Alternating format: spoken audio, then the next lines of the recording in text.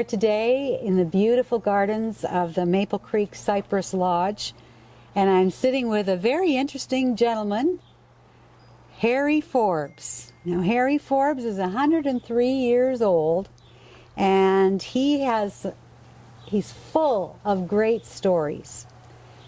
Harry, nice to see you here today. Nice to have you here. Now, first I want to ask you about something. I see that your friends call you Soddy.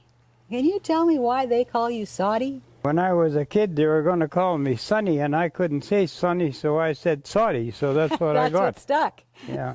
Oh, that's pretty good. Now, I understand that you've written a number of books. Now, can you tell me why you decided to write some books? Well, for one thing, it's just something I like doing. They were just things that I was interested in. Were you retired then and decided that you needed to write down your stories? I never really retired until about 2012. Kind of semi-retired, I guess, yes. At that time. Good. You have lots of stories, and you're going to tell us about 3 of those stories today. One is, tell us about John Peterson. What's the story with John Peterson? Oh, he was a neighbor of ours.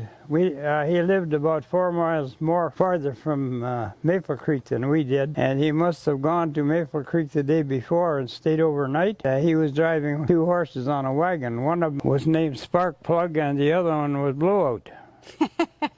Good names. And he was on the way home the next day. There were a lot of bachelors in our country, and my mother was a pretty good cook, so quite a few of them used to stop in there. And my dad saw him coming in the lane to our place. It'd be about 10:30 or so. My dad, he's always interested in horses too, and he was, watching John's team. And when John stopped in the yard, my dad said, one of your horses is quite a bit faster than the other one, John. And John said, oh, he said, I don't know. He said, I came 14 miles, he said, and that's all he's gained on him. And that was about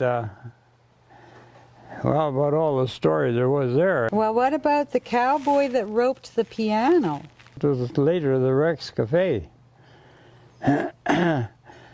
It was a hotel at one time. Oh, yeah?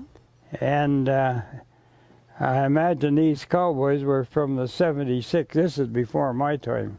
They were probably celebrating on a Saturday afternoon. They had a piano in there, and this person was playing the piano, and this cowboy didn't like the music he was playing, eh?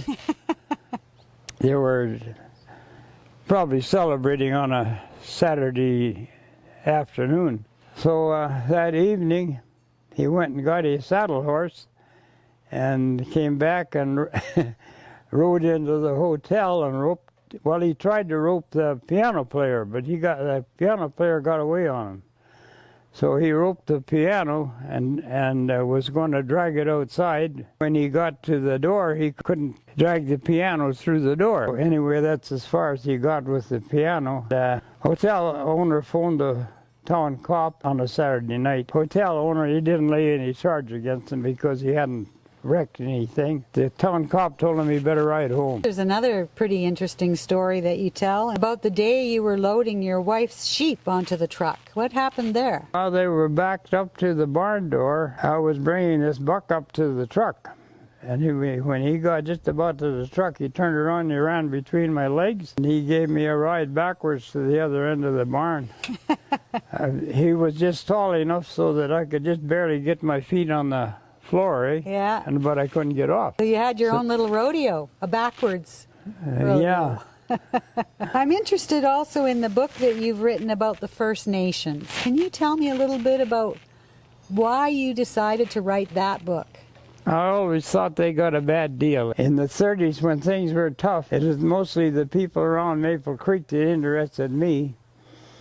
At that time, when they were putting the railroad in, they tried to get all of the First Nation people to move farther north. They wanted to get them farther away from the United States border. They had never signed a treaty, so they didn't really have any jurisdiction, so they wouldn't move. Really? And they stayed.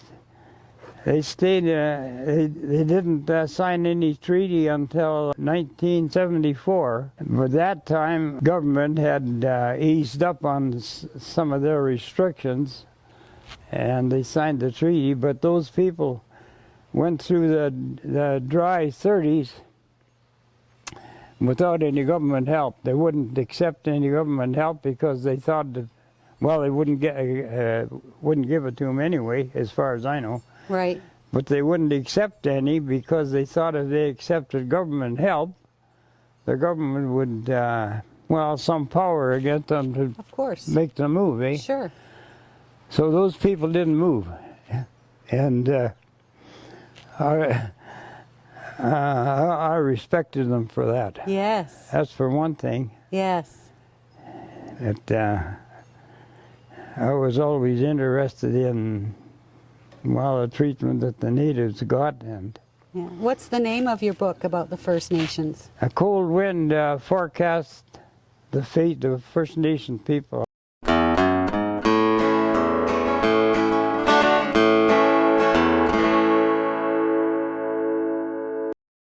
Meet Harry Leo Forbes.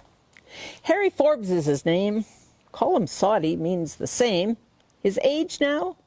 100 years plus 3. As a rancher, he has wisdom. History has his criticism. He's an author with no formal school degree. Mother came from German Russia.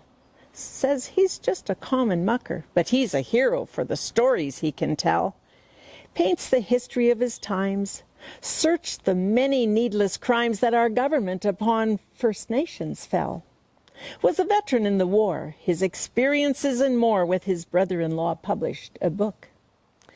But they left out gory matters, gave the losses, different battles, so the price of war we dare not overlook.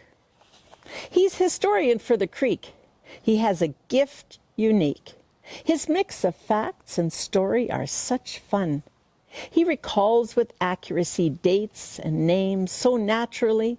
He's a treasure, and his knack can't be outdone. Here's a story Harry told. It's John Peterson with a load on a wagon pulled by blowout and spark plug. Dad says, "Doesn't it you bother that one horse is ahead of the other?" John said, "That's all he gained in the 10-hour lug." Another story. In a bar at Maple Creek, it was Saturday of the week. The piano music this cowboy did not like. So on horseback he did rope the piano in the hope to drag it outside. But the door was too small to hike. He says this story. My wife sold her wildest buck. I was herding him up on the truck. To the sound of ewes behind him, he did duck. He went back between my legs, but mine were such short pegs.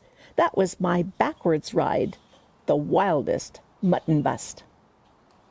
Harry's got plenty more to share, and to find it, here is where, on our website, MHCowboyLife.com.